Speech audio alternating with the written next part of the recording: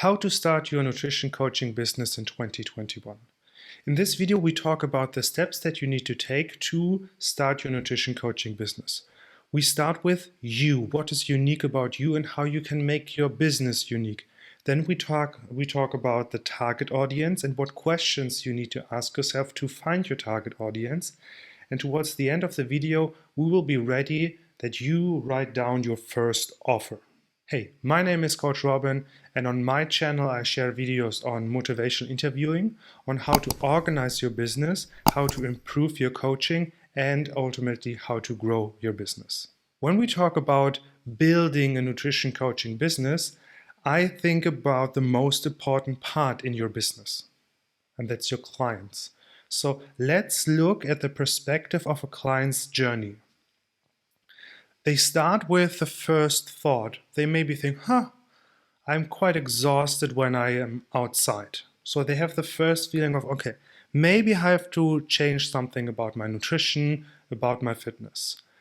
And then they come across some kind of advertisement. Maybe it's your Instagram account, maybe it's a paid ad, maybe they just come across a gym and they see your face. It doesn't really matter.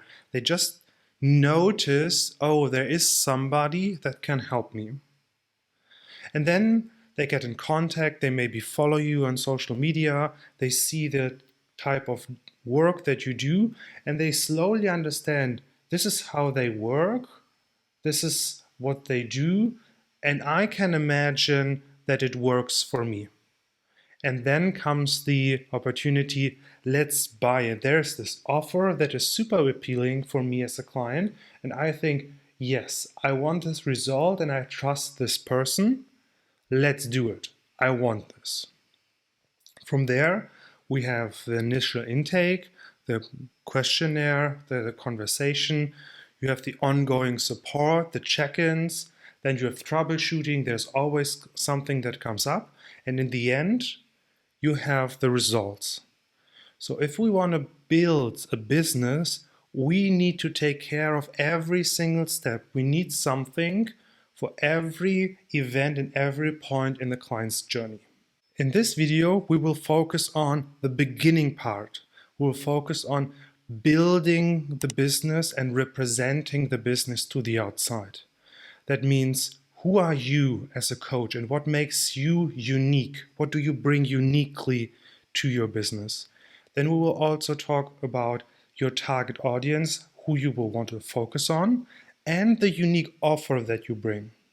If you want to get a crash course on how to get the first few clients quickly, check out the video that I've added here and also in the description, where I create a shortcut for you so you don't have to work through all these steps, so you can just get started with coaching. If you're curious and anxious about conversations around sales and how you can offer in an authentic way your coaching so it doesn't come over as sleazy and salesy, I have another video here and also in the description that you can check out on how to have these conversations that transition somebody who follows you into a client. If you're curious around the intake questionnaire part, I have a video in the description below where I talk about how to create a nutrition coaching program together with a case study where I go over the top 10 nutritional challenges and show you 60 ways on how to overcome them. The ongoing part is also something that I've already covered where you have how to have the check-in conversations and also how to create a check-in form so you keep in touch with your clients even when you don't see them in their sessions. And lastly, if you are struggling with a client, I have a whole playlist on specific case studies and examples of how to troubleshoot common challenges. And if there's something that I haven't covered, let me know in the comments and I'm happy to record a video for you. So let's take a look how somebody who thought for the first time, maybe I could use a coach, get in contact with a business. So how do you use social media usually? Look at it a little bit more closely. So the first step usually is there's a headline or a picture that just grabs your attention. You're scrolling through your feed and there's something that makes you stop. Then You maybe click on it and there is a subheadline that pulls you a little bit more in, gives you a little bit more information. And then there's usually the core proposition, the value proposition. What are you going to get out of this post? So you get pulled in a little bit more. Then comes the key learning or the story, something that gives you information or you can relate to. And from there, there's a transition to a call to action. Maybe something like, hey, like this post, comment, let me know what you think. If you want more help, let me know, follow me for more information. This gives us an idea of how people interact on social media. On the other hand, it gives us an idea of what do we need to provide to essentially grab them or pick them up where they are at.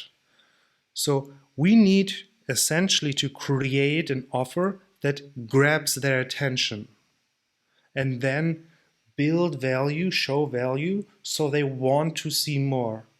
Because in the end, if you look closer and if you consider yourself, what you do on social media is you don't want to miss out. You don't want to miss out on a cool new tip. The first part that we have to think about is, how do I create content that they like to see and they want to see more of it? That means we have to communicate a single, clear, relevant core benefit. You're scrolling through your feed and you see something that is worth your time. And worth your time in a universe where you're full of distraction and there are a million of other accounts throwing content at you, has to be very precise and unique to you. That means we as coaches, when we want to build a business, have to create something that is unique to the person, that she doesn't find anywhere else, and that they want more of. And you can do the same thing if you go through the people that you follow, look at their profiles and try to identify what is the unique thing that you like about them, that you get from them. There is something, even with your close friends, where you think, oh, I'm not getting anything from them. Of course you do. You keep in touch. You see what they're doing, and it's just nice to see what they're doing. So that is also a specific thing. I like to see friends doing well, and I want to see more of it. These slides and this content has been heavily influenced by two books.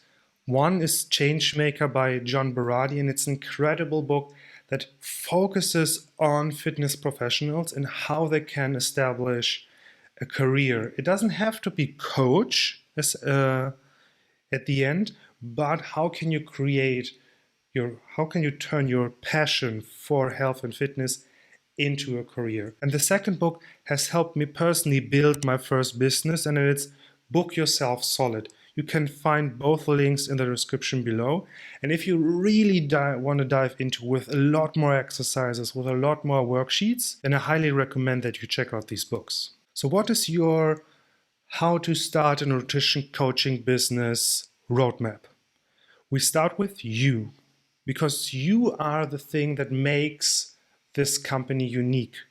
So the company is an extension of yourself, a way of how you envision the world, how you want the world to be. This business has a job for you to do. So it starts with you. And the good thing about that is something about you is incredibly unique. Nobody can be you.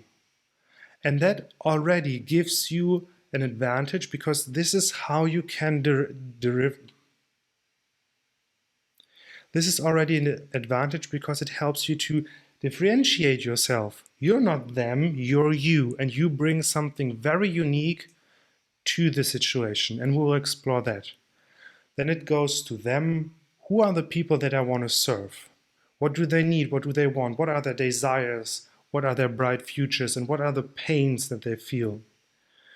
We create an offer. What do you offer them? And once we have an offer, we can think about the service. What are we going to do to help the people they want to help to reach their goal? From there, we go to social media. How can we present ourselves to the outside world? How can people find us? And it doesn't have to be social media, but I focus on social media because it has become such a big part of how people find information, how they follow people, how modern businesses do business. When we have the service and social media, we can think about pricing. So how much do you charge? And the legal stuff. So coaching contracts, cancellation policies, terms and conditions, money back guarantee, and stuff like this. From there, we can start to create content. We can think about what kind of content could resonate with the people that I want to serve. Then we find unique ways to engage them, get to conversation with them, follow up with them. We give them more and more, so they feel like you are so generous, you're giving, giving, giving, giving, giving. And at some point, you make an offer. You ask something for them. But after you have given lots and lots of information, so you have built up this positive energy, and then you ask for some of the energy to come back. And that's where you get your clients. I will add a link in the description to the slides of this presentation, so you get this roadmap and some of the worksheets that I'm going to show you in a minute. So in this video, we focus on the first part, on you, them, their needs, their wants, and your offer. If you want to see the other parts, then leave a like and let a comment so I know that you want to see more of these kinds of videos. We start with developing your personal brand, and there are 3 steps to it: clear intentions, your true colors, and a way to distinguish yourself. Clear intentions is we need clarity on what you want to stand for with your business. So we already talked about this. This business is going to be an extension of yourself, a way of how you want to be in the world and a vision that you have for the world. And we need to get clarity on what that is, because if you're ambiguous about your intention and what you want with your business, then somebody else won't know. And we have already established the key thing is that somebody comes along and sees, hey, this is what this person stands for, and this is what they offer, and do I like it or do I not like it? But if they come across you and you're, yeah, kind of this, kind of that, then why should they just give you another second? If you don't know what you want, what are they going to get from you? Then your true colors. So what is unique about you? What are your unique gifts? What can you bring to the world that nobody else can bring to the world? And when you already, there's nothing that I can bring uniquely to the world, stay tuned. I will show you some really cool exercises how you can find out what is really truly unique about you. And then distinguish yourself. It's easy to look at the big companies and think, how am I ever going to be able to compete with them? And here's the beautiful thing. You're not going to compete with them. If you look at big companies like Renaissance Periodization or Precision Nutrition, they're so huge. There's nothing you can do to compete with them. But there are cool ways to distinguish yourself from them, to offer something that they cannot offer because they are so big. I will show you in a couple of slides how to do it and how to find the areas that the big companies cannot cover, so you can find your own unique thing. With your clear intentions, there are a couple of steps that we need to focus on. So what is your clear intention? For example, you want to help new dads add inches to their arms. That's awesome. But there's probably something going on. A thought that, is this niche too small? Why should I focus on new dads? Self-promotion is pathetic and it makes me vulnerable. Why am I so superficial? Why is it all about arms? The issue is clear intentions and conflicting thoughts drain your energy. You have no way to focus if you're constantly fighting these thoughts. So this exercise is for you to just build awareness. What do you want? And what are the conflicting thoughts that pop up? And then try to understand what is the underlying fear. So what is the thing that makes these thoughts pop up? So maybe there's something about imposter syndrome, feeling like a fraud, you're not good enough, you're not qualified enough. Maybe you think I shouldn't be superficial, but actually I think it's kind of okay to want to look good naked. So what is it? We need to find these conflicting thoughts so you have clear intention and clear energy. Because if you have always these thoughts in your head that are trying to distract you, you will have a harder time to focus on one thing because there's always this pull. You can find this exercise sheet with the link that I've added in the description below. Try this and try to find small ways to confront these fears. So if it's about being a fraud, try to be just a little bit more bold. Give yourself a little permission to make a bold move because you can always learn something. You can always improve when you notice, oh, this step has been a little bit too much for me. So let's look at these thoughts and fears a little bit more closely. So I don't have everything figured out, I can't start. That's a good thought, but how will you be able to figure everything out without experience? You're literally, when you start a business, you have no experience. You don't know. You don't know what you need, how you need it, when you need it. And there's actually a big benefit in not knowing this because you can flip this and say, hey, I'm testing something new. I can give it to you a lot cheaper because I'm still figuring this out. And there are a lot of people who love to figure things out, who enjoy helping you building this new thing. So there's actually a lot of benefit and value in not knowing how to do it because you can explore new ways. You can fail and say, sorry, I didn't know how to do it. I will do it better next time. So you don't have to figure everything out before. You don't want to waste time when nobody cares about what you offer. That's fine. That's actually really resourceful thinking. So what you could do is you could focus on defining the business, defining the offer, and then throw some content on your social media and see if people respond. If they don't respond at all, you can take a step back, get back to the drawing board, reshape the offer, and then get out there. And the moment you see there is resonance, people like this, what you now offer, then you have the time and the energy and the feedback that this is what they want. And now I build the program that delivers these results. So that's a cool way to approach it. You don't feel confident that you can deliver the results. That's fine. You have never done this before. Why should you feel super confident? The question is, can you move into this uncomfortable feeling and just trust yourself that when somebody trusts you and you are responsible for them, that you have the energy and the focus to learn everything that you need to get them the results. Then there is this discussion around high ticket coaching and you should charge $1,000, $2,000 or euros per client. That's a great model, but you can only charge a high price if you deliver high value. And the benefit is right now you are probably just starting out. And why not create the service that you can provide right now and charge something that this is worth it?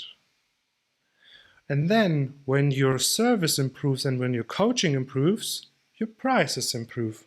And then you have these steps and layers where you build and build and build a better and better service, and a better and better service deserves a better and better price. Another part is self-promotion is pathetic, where I think, okay, what would be the opposite of self-promotion? Getting the worst job that you can find? That's not a great approach. And the other part is self-promotion is pathetic, so you have to hide what is uniquely you, what you can do really well, and what you're passionate about. I mean, you go out there and say, people, I want to take responsibility. I want to help make this place better. And if somebody else says, well, that is pathetic, you know, what is going on inside in their mind. Then there's the part with I hate selling. That's fine. You have never done this before. So give yourself some slack, give yourself some permission to feel uncomfortable with this feeling. And then if you have authentic sales conversations where you really just want to offer your help and they can say no and that's totally fine and you won't pressure them, then you can go into a conversation. They say, no, I'm not ready yet. And you can say, hey, that's fine. If you're cool with it, let's keep in touch.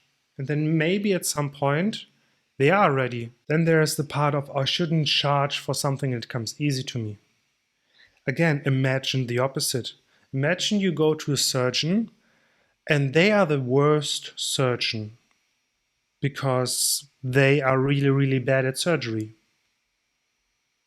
Well, that's not really something you want to pay for. You want somebody who's really, really good at something. And the same is true. Think about actors. Imagine a film full with bad actors because it's so hard for them to act. So the people that inspire you, they are really good at what they're doing and they get paid for it. You're really good at what you're doing, so you should get paid for it too. And the last part is there's so much competition in health and fitness. How am I supposed to stand out? Well, I think it's quite funny because we look at the health and fitness industry and we see so many people struggle to eat healthy and do fitness. Why? Because eating healthy and exercising regularly or having purposeful movement in their life is really hard. And when there's so much competition in the health and fitness industry, then there are probably a lot of people who are not doing the hard work, just like our clients are not doing their hard work. That means if you're just working a tiny bit harder than most people, you're already above them. Because with so many bad coaches around, being a little bit better already helps you stand out. And then think about what would happen when you put a lot of hard work into your work.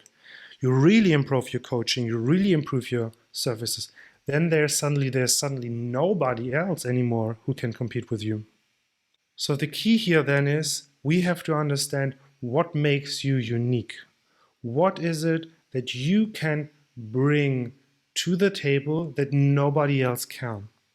And this is something that comes easy to you. That means you are already very good at it, and you will also improve so much easier because it comes easy to you. And now think about it. You bring something that is inherent, talented to you. You put energy into it, you make it a business, and then you focus on growing it. So it's unique about you. You are already really good at it, and you improve so much faster than anybody else. So the world will look at you and think, how is he able to do all this work? And you will sit there and think, I am just playing. This is fun. I want to do this all the time. I'm getting pulled into this work. Well, that's a good start for a new business. So how can we find out what makes you unique? And I warn you, if you do this exercise, you will probably share a couple of tears because it's really, really beautiful. The challenge for you here is this. I have a couple of questions here and you can download this worksheet along with all the other worksheets in the description below. You send these questions to friends, neighbors, colleagues, somebody you barely know, and ask them, okay, what are some of my personality traits or quirks? What makes you unique? What is the fun and unique experience we have had? What is one thing you would always ask me to help me with? What is something that you're impressed about me?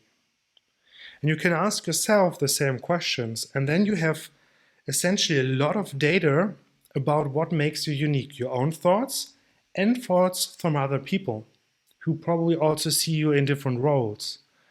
And then you can pull together a couple of common themes and you see, hey, this is that, and this is unique about me. And then you have probably 5, 10, maybe 15 unique things that everybody else thinks, oh, this is what you can do really well. When you think I can do really well. And now you have the base to build a business around what is really awesome about you.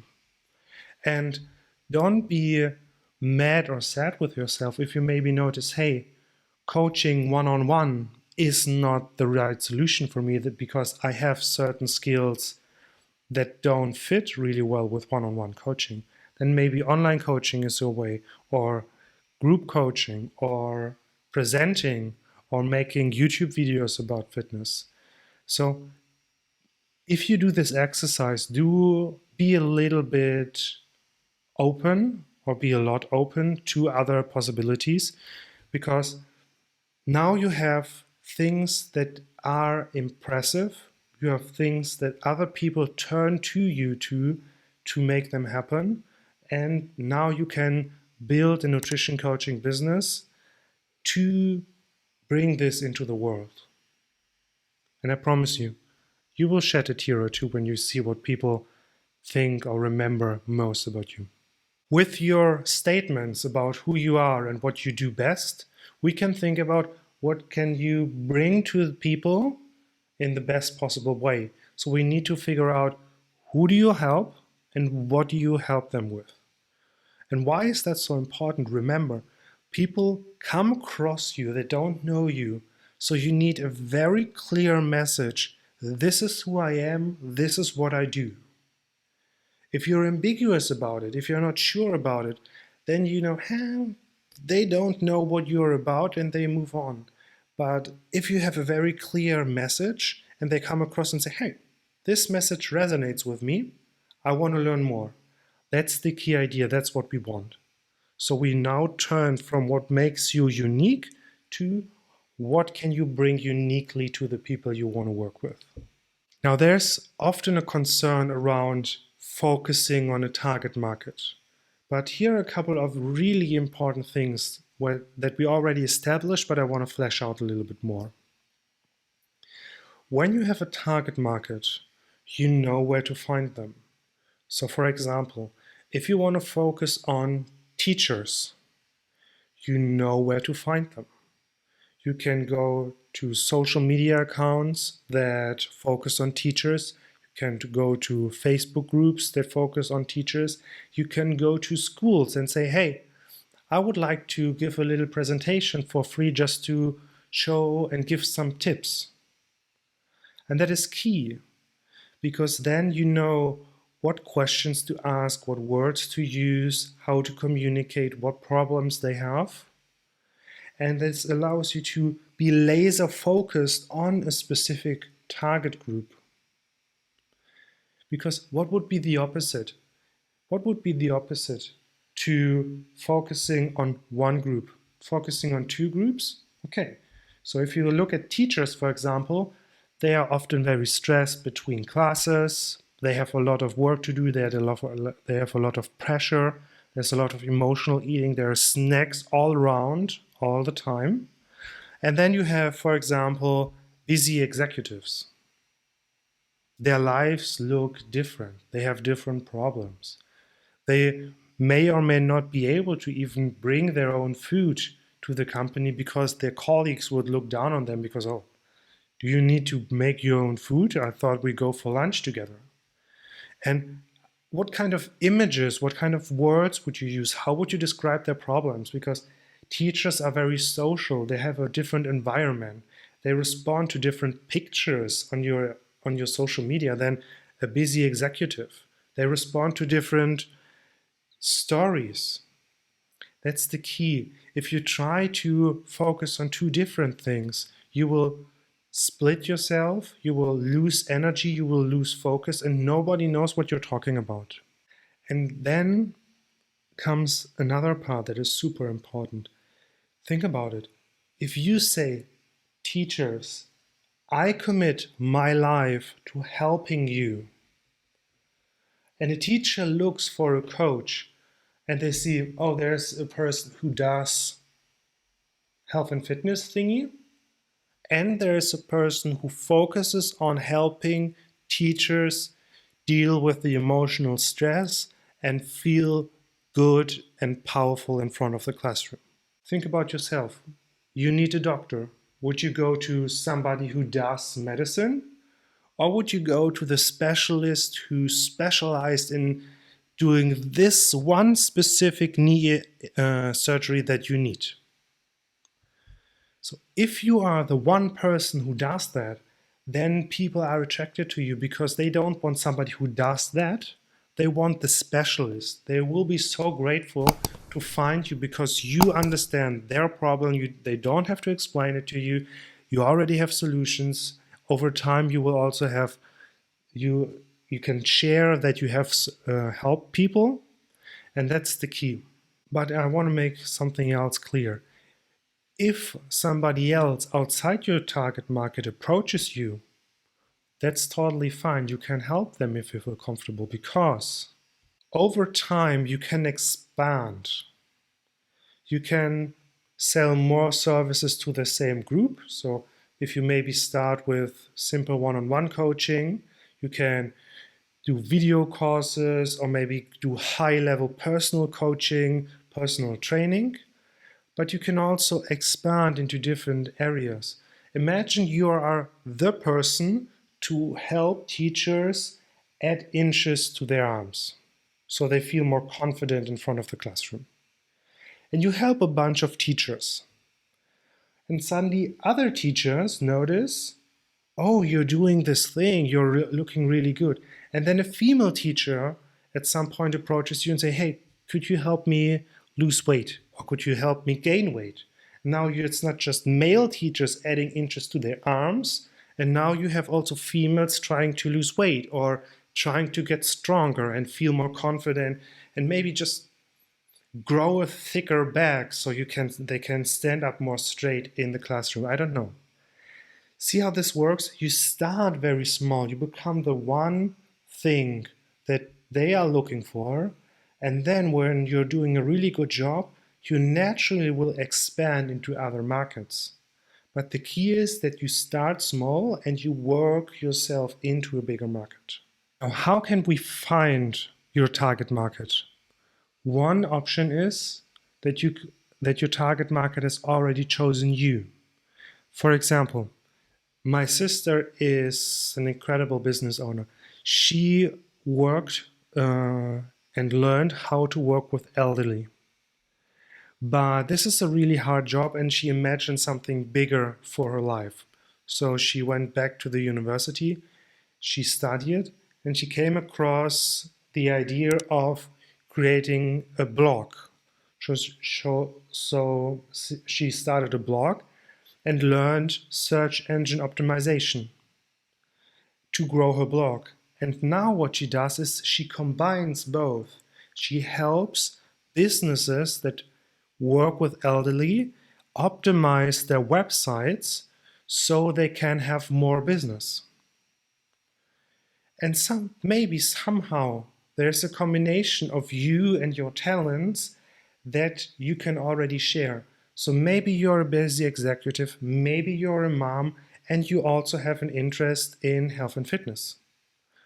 Or when we look at me, for example, I'm a health and fitness professional, but I'm also deeply curious about coaching. I really enjoy diving deeper into these topics. So the target market, in a way, chose me. I want to talk about coaching. I want to help coaches be better at coaching. So it's easy. I'm a health professional, health and fitness professional. I want to help more people. That's the connection. And there's another part that is super important here. It allows you to tell a story. I can tell about my client experiences. I can talk about how I have built my business, how I have done these exercises to build a company, to build something that is worth my time. And if you do the same, if you find your tribe and you find your talent, you can do the same thing. You can tell your unique story. People relate to you. You understand their needs and their struggles better. And then it's easier for them to relate, and it's easier for you to provide a vision for the business and to provide something that they really want. So here's a cool exercise that I want to show you. You can start with groups that need your service at the top. So busy moms, busy executives, teachers, health and fitness professionals. Think about it. What do you want to offer? What is unique that you have that you can share with other people? You can think about yourself as different groups. If I take myself again, for example, I'm a teacher. I'm also a gym rat. I'm a health and fitness professional, but I'm also somebody who tries to grow his YouTube channel. So maybe a focus group could be teachers, gym rats, YouTubers, or maybe it's something like somebody who has multiple small businesses running and they struggle to keep up with their health and fitness. So if you, for example, you have a full-time job and you want to try your nutrition coaching business, you could focus on other professionals who have a main job and a side hustle, and they try to keep their health and fitness in check. And then oh, I know the struggle of, oh, I have this main job, I have this side gig, and I also have to find time for nutrition. So you can think about these different groups. How well do I relate to this group? How passionate do I feel about this group? Are they already in my network? So if I post about teachers, for example, on my social media account, I will barely get any response because almost none of my teacher friends follow me on my social media. But if I talk about, hey, how to grow a business as a nutrition coach, I hopefully get some responses. You let me know if you're watching this video right now. Did you watch my video? Just kidding. So, and then you can go through this exercise and see where are the most access, where do I have the most connections? Because that gives you the best opportunity to start with something that you know already well, you have connections with, so you can get your first couple of clients, you can already nail your first offer. And if you then think about, oh, I would like to work with high-level athletes in the future, then you can slowly grow into this market. Because if you work already with someone, or with some people, you have already built some reputation, it's so much easier to go to another place and say, hey, I have done this work. Would you like to learn from me as well? So I highly recommend that you download this exercise. I have the link in the description. So you go through these questions and see, hey, what could be my target market?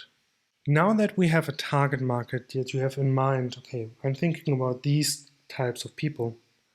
Now we can think about their desires and needs, because remember, they are probably scrolling through their social media feed and you have to grab them, and you grab them with pain, something that they need, and a desire, something that they want. That's the headline. It speaks to their needs and desires. That's why this is so important. So for example, a need could be, I want to watch a video because I feel so overwhelmed when I try to start my own nutrition coaching business. You don't know what to do. That has been my premise with this video. You feel overwhelmed with this whole process. How am I going to start it? And your desire would be, I want to feel confident about the process. I want to get some specific steps, some specific exercises that I can do so I feel more confident about this whole process. Now you can go and make a list. Think about the group that you want to focus on.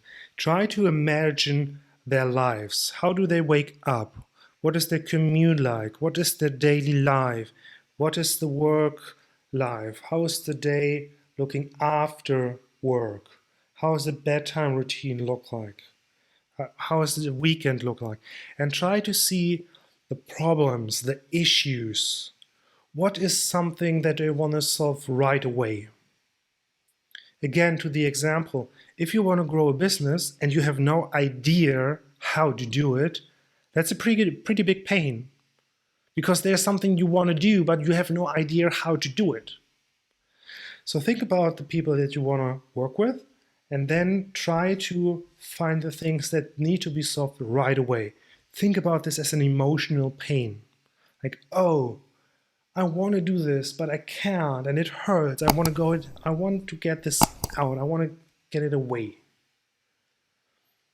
And then think about the opposite. What is the bright future that somebody imagines? How do they go through the day and think, oh, that would be nice, that would be nice. I would feel better if I had this. For example, I would feel better if I have a clear plan of what to do to start my nutrition coaching business.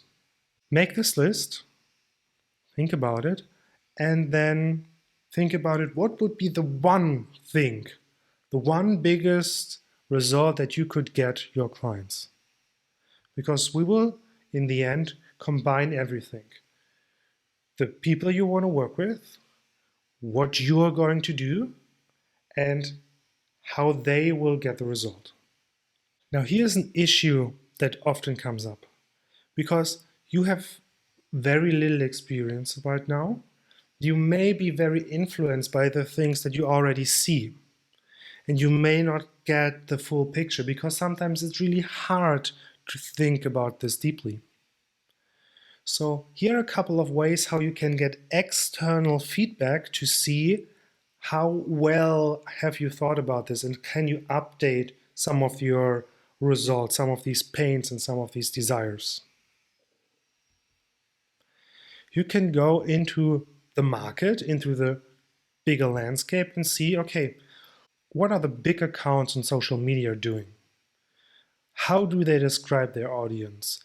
How do they focus on their audience needs and desires? And ideally, you find people who already focus on your target audience, maybe from a different angle, but it helps you to see how somebody who is a little bit more further ahead thinks about this, how they communicate. Because if they're further ahead, they obviously have understood something about your target audience.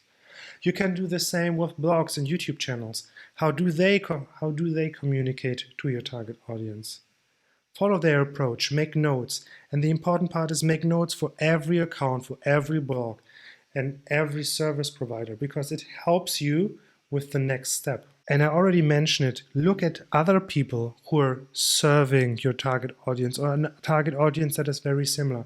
What are they offering? How are they describing their offer? What is the biggest results? What are the pains? You can learn a lot from observing other people, and then you can update your own thoughts to come to a better conclusion. But now comes the cool part. Here are 4 questions that help you make what you do unique. Because now you have essentially did a market research, you have looked at other accounts, you see what they're doing, but now you can ask yourself, how can I create something truly unique? The first question is, what is something that you can do a lot better than everyone else? This is again comes back to what is unique about you? What are your unique skills, your unique abilities? How can you raise the standard in some way? Maybe you can create more engaging workouts. Maybe you can create better recipes. Maybe you can create a better service with more flexibility. What is something that all the other people have missed? If you go through the blogs and the channels and the blogs, they're humans, they miss opportunities. Sometimes companies are so big they cannot focus on everything. So look at the areas that they don't cover. Why are they not covering it? Is there an opportunity for me? And another part is, what is everyone else doing? And how can you do less of it? If you want to do more of something, you can do less of something else. Maybe there are certain exercise types, certain recipes, certain exercise questions, certain mindset games, whatever, that you could do less of so you can focus on something else more. And then there is a part of, what is everyone else doing? Where is a lot of competition that you could just drop? Just let it be and focus on something else. See how you divert energy. Instead of trying to do everything, you can not do something and do something else really well.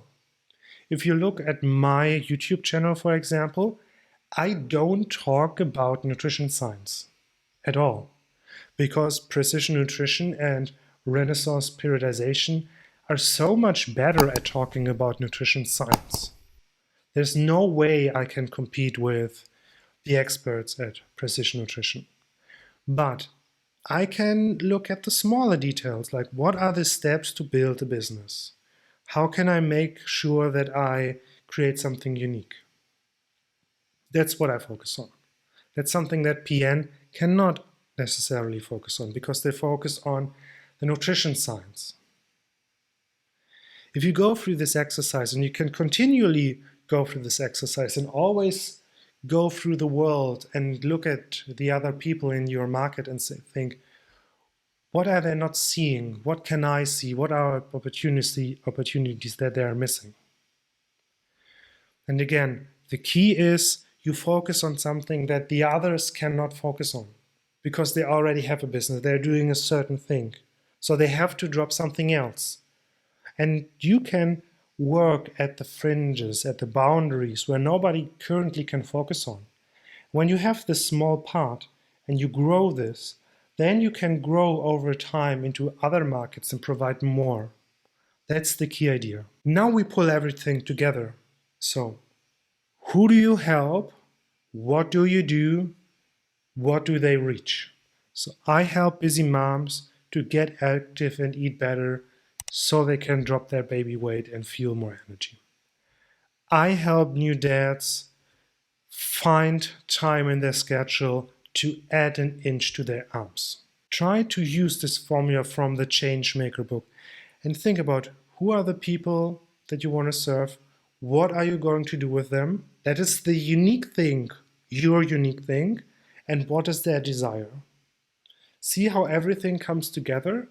The people you want to serve, what is unique about you, and what do they want? And then you have your offer. That is essentially the bio in your Instagram account or in your Facebook account. It's the core proposition when you write a Facebook page or a landing page. I help these people do this thing so they get this in a single line. And once you have a line or a couple of lines, try to practice them. Tell people about what you're planning to do. I help busy moms to eat better and drop their baby weight. And then over time you notice, oh, I'm using these words instead of these. I'm using these phrases instead of these. And then you practice and practice and practice. You refine and refine. And at some point, you know, this is my line. This is what I do. This is what I want to dedicate my life to.